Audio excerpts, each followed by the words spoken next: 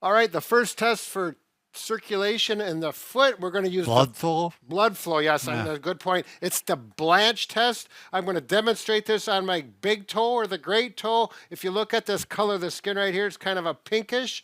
Now I'm going to squeeze it for just a few seconds and let go and look at the color of the skin under my thumb and watch it change. It's white. It's white, and then it goes back to its normal pinkish color. In 3 to 5 seconds. Right. So if that's the case, that's a good sign. You'll keep your toe. Yeah, your toes got reasonably good circulation. I always wonder, because I get cold toes, is it circulation or what?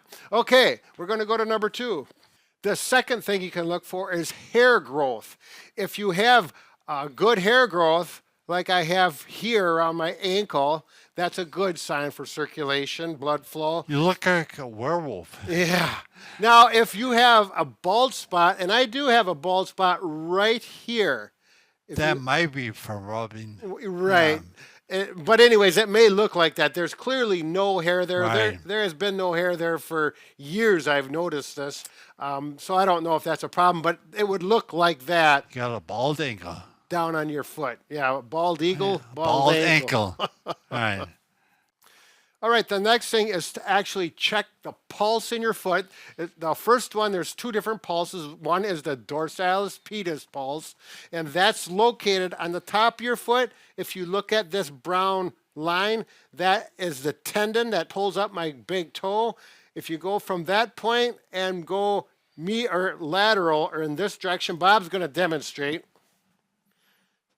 And you're going to use the tips of your fingers, and you're going to, this takes a little practice. Yep. Some people may have a very obvious pulse. A very light touch. Yep.